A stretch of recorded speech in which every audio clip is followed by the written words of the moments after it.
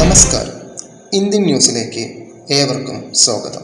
മുഖ്യമന്ത്രിയുടെ മലപ്പുറം പരാമർശം, വിശദീകരണം ആവശ്യപ്പെട്ട് ഗവർണർ. മുഖ്യമന്ത്രി പിണറായി വിജയന്റെ മലപ്പുറം പരാമർശത്തിൽ വിശദീകരണം ആവശ്യപ്പെട്ട് ചീഫ് സെക്രട്ടറിയെയും DGPയെയും ഗവർണർ രാജ്ഭവനിലേക്ക് വിളിപ്പിച്ചു. പ്രസ്താവന നേരിട്ടെത്തി വിശദീകരിക്കാനാണ് നിർദ്ദേശം. നാളെ വൈകിട്ട് 4 മണിക്ക് രാജ്ഭവനിലെത്തണം. മലപ്പുറം സ്വർണ്ണക്കടത്തും ഹവാല കേസുകളും വിശദീകരിക്കണം. ഇതിൽ ഉൾപ്പെട്ട ദേശവിരുദ്ധ ശക്തികൾ ആരെന്നും വിശദീകരിക്കണം. ഈ വിവരം അറിഞ്ഞിട്ടും എന്തുകൊണ്ട് അറിയിച്ചില്ലെന്ന് വിശദീകരിക്കണമെന്നും ഗവർണർ നിർദ്ദേശിച്ചു. 2 വിഷയങ്ങളിലും ഗവർണർ റിപ്പോർട്ട് ആവശ്യപ്പെട്ടിരുന്നുവെങ്കിലും സർക്കാർ നൽകിയില്ല. ഇതേ തുടർന്നാണ് നേരിട്ടെത്താനുള്ള നിർദ്ദേശം. ജമ്മു കാശ്മീർ ഹരിയാന തിരഞ്ഞെടുപ്പ് ഫലം ചൊവ്വാഴ്ച. ആകാംക്ഷയുടെ മുന്നണികൾ.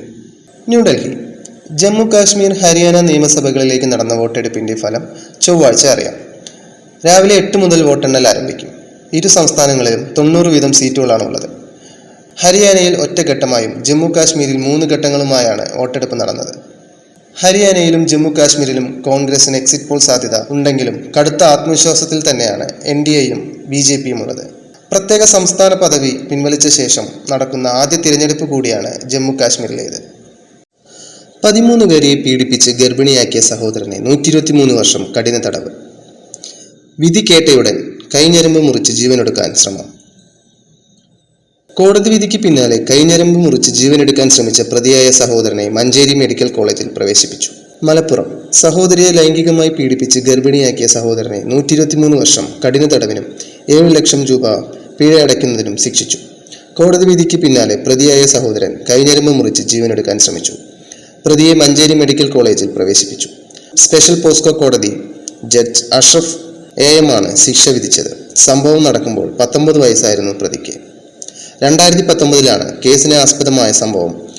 അരിക്കോട് പോലീസിലാണ് പ്രതിക്കെതിരെ കേസ് എടുത്തിരിക്കുന്നത്. പുനലൂർ. പുനലൂരിൽ ഓടിക്കൊണ്ടിരുന്ന KSRTC ബസ്സിന് തീപിടിച്ചു. ഒഴിവായത് വൻ അപകടം. ബസ്സിന് പുറകിൽ വാഹനത്തിലുണ്ടായിരുന്നവർ തീ കണ്ട് അവസരോചിതമായി ബസ് നിർത്തിയതിനാൽ വൻ അപകടം ഒഴിവായി. ഉച്ചയ്ക്ക് 2:30 പുനലൂർ പത്തനാപുരം പാതയിൽ ബോയ്സ് ഹയർ സെക്കൻഡറി സ്കൂളിന് സമീപമാണ് ഓടിക്കൊണ്ടിരുന്ന KSRTC ബസ്സിന് തീപിടിച്ചത്. പാലേരി മാണിക്യത്തിന് പിന്നാലെ ഒരു വടക്കൻ വീരഗാഥയും റിലീസിന് ഒരുങ്ങുന്നു. മലയാള സിനിമയ്ക്ക് നേട്ടങ്ങൾ ഉണ്ടാക്കിയ ചിത്രമെന്ന് മമ്മൂട്ടി. മലയാള സിനിമയ്ക്കും വ്യക്തിപരമായി തനിക്കും ഒരുപാട് നേട്ടങ്ങൾ ഉണ്ടാക്കി തന്ന സിനിമയാണ് ഒരു വടക്കൻ വീരഗാഥയെന്ന് മമ്മൂട്ടി ഫേസ്ബുക്കിൽ പങ്കുവച്ചു. 4K ദൃശ്യമിഴിവോടെയാണ് ചിത്രം വീണ്ടും റിലീസ് ചെയ്യുന്നത്. നേരത്തെ കണ്ടവർക്ക് വീണ്ടും ഒരിക്കൽ കൂടി കാണാനും പുതിയ കാഴ്ചക്കാർക്ക് പുതിയ കാഴ്ച ശബ്ദമിഴിവോടുകൂടി കാണാനും ചിത്രം ഗൃഹലക്ഷ്മി പ്രൊഡക്ഷൻസ് ഒരുക്കിയിരിക്കുകയാണെന്നും ടീസർ ഇന്ന് പുറത്തുവിടുമെന്നും മമ്മൂട്ടി വ്യക്തമാക്കി. ദീപാവലിക്ക് അയോധ്യയിൽ ചൈനീസ് വിളക്കുകൾക്കും അലങ്കാരങ്ങൾക്കും വിലക്ക്. അയോധ്യയിൽ ദീപാവലിക്ക് ചൈനീസ് വിളക്കുകൾ തെളിയിക്കരുതെന്ന് ശ്രീരാമ ജന്മഭൂമി തീർത്ഥക്ഷേത്ര ട്രസ്റ്റ്. ചൈനീസ് വിളക്കുകൾ ഉൾപ്പെടെയുള്ള ചൈനീസ് വസ്തുക്കളൊന്നും രാമജന്മഭൂമി ക്യാമ്പസിൽ അനുവദിക്കില്ലെന്ന് Shri Rama Janmabhoomi Teerthakshetra trust general secretary Champat Rai പറഞ്ഞു. രാമജന്മഭൂമിയിൽ ദീപാവലി ആഘോഷങ്ങൾക്കുള്ള എല്ലാ ക്രമീകരണങ്ങളും ട്രസ്റ്റ് ഒരുക്കും. രാംലല്ലയ്ക്കായി പ്രത്യേകം വസ്ത്രങ്ങൾ രൂപകൽപ്പന ചെയ്യും. വിഴിഞ്ഞത്ത് പ്രതിസന്ധിയില്ല. 15ലധികം കപ്പലുകൾ ഇതിനോടകം തുറമുഖത്തെത്തി. വിഴിഞ്ഞം കമ്മീഷനിങ്ങിൽ അനിശ്ചിതത്വമില്ലെന്ന് തുറമുഖ MD ദിവ്യ S. അയ്യർ പറഞ്ഞു. പോർട്ട് ഓപ്പറേഷണൽ ഉൾപ്പെടെ പൂർണ്ണസജ്ജം പ്രധാനപ്പെട്ട ചില ആളുകളുടെ സൗകര്യങ്ങൾ കൂടി കണക്കിലെടുത്ത് ഉടൻ പോർട്ട് കമ്മീഷൻ ചെയ്യും.